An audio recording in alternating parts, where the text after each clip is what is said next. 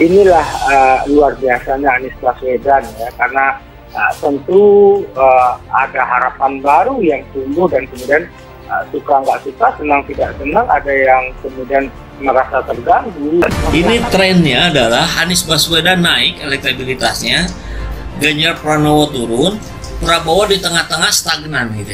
Nah, dan ini lagi-lagi dibuktikan oleh surveinya IPO.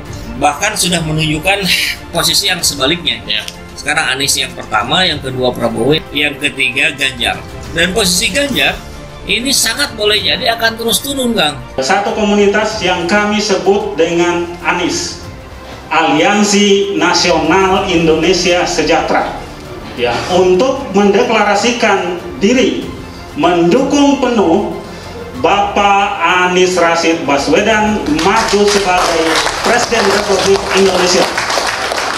Anies, Aliansi Nasional Indonesia Sejahtera, dengan mengucapkan Bismillahirrahmanirrahim, mulai hari ini bekerja untuk mendukung pencalonan Bapak Anies Rashid Baswedan. Secara aturan biarlah itu menjadi kewenangan para ketua partai nanti, ya. Bagi kami siapapun wakilnya, yang penting Anies presidennya. Biasanya kan penentuan calon presiden dan wakil presiden itu ditentukan di 2 minggu 3 minggu terakhir menjelang pendaftaran, dan itu oleh elit politik. Rujukan para elit biasanya hasil elektabilitas, hasil popularitas survei, ya.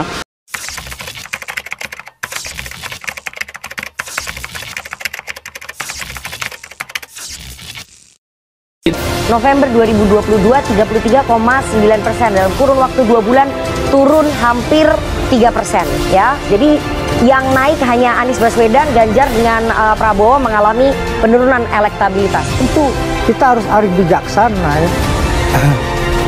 Dalam perspektif saya selalu melihat mana yang bersegi hari depan ya, mana yang memiliki the future. Itu yang kemudian harus kita lihat. Artinya apa? Ada hal yang harus kita lihat, bahwasanya elektabilitas tren Anies itu kan berangkat bukan dari nomor 3, 2, bahkan apa yang bilang oleh Pangi tadi nomor 1, itu satu hal yang bertumbuh berkembang. Itu artinya ada tren yang naik secara konstan, artinya itu sebangun dengan keinginan rakyat, keinginan publik, itu tidak bisa dibendung ya. Buya Hamka seorang ulama, sungguh fenomenal karya-karyanya. Anies dan PKS tetap bersama-sama dari dulu, sekarang, dan seterusnya. Program Jokowi terancam diobrak-abrik jika Anies jadi presiden. Elit Nasdem bilang Indonesia tetap Pancasila, bukan khilafah. Partai Nasdem telah mendeklarasikan Anies Baswedan sebagai bakal calon presiden untuk Pilpres 2024 mendatang. Pencalonan mantan Menteri Pendidikan dan Kebudayaan itu pun menuai pro dan kontra dari beberapa pihak, salah satunya PDI Perjuangan. Hal ini lantaran Anies Baswedan dikenal sebagai antitesis dari Presiden Joko Widodo, sehingga muncul kekhawatiran jika mantan Gubernur DKI Jakarta tersebut terpilih sebagai presiden. Maka program-program yang telah dijalankan oleh Jokowi terancam bakal berhenti. Salah satunya proyek Ibu Kota Nusantara atau IKN. Menyusul hal tersebut, Ketua DPP Partai Nasdem Effendi Choiri angkat bicara.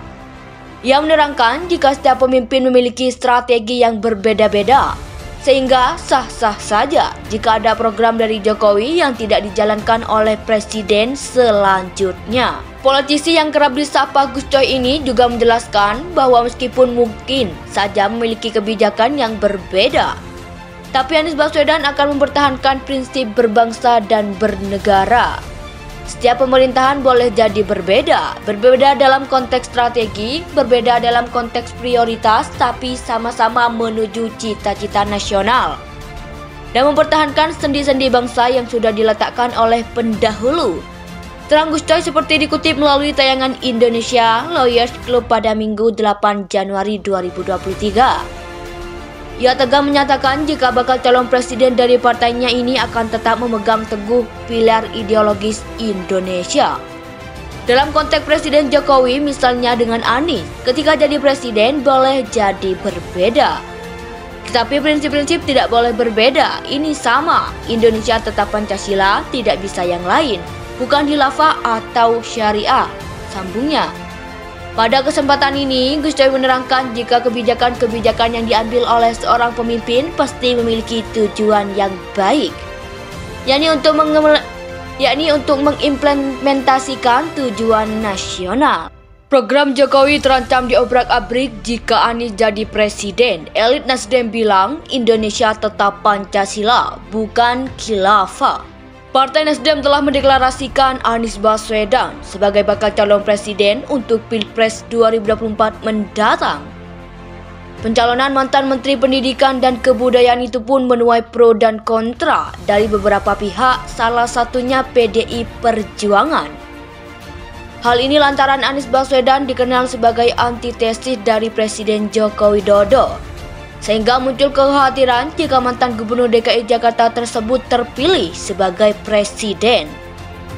Maka program-program yang telah dijalankan oleh Jokowi terancam bakal berhenti. Salah satunya proyek Ibu Kota Nusantara atau IKN. Menyusul hal tersebut, Ketua DPP Partai Nasdem Effendi Choiri angkat bicara. Ia menerangkan jika setiap pemimpin memiliki strategi yang berbeda-beda, sehingga sah-sah saja jika ada program dari Jokowi yang tidak dijalankan oleh presiden selanjutnya. Politisi yang kerap disapa Gus Coy ini juga menjelaskan bahwa meskipun mungkin saja memiliki kebijakan yang berbeda, tapi Anies Baswedan akan mempertahankan prinsip berbangsa dan bernegara.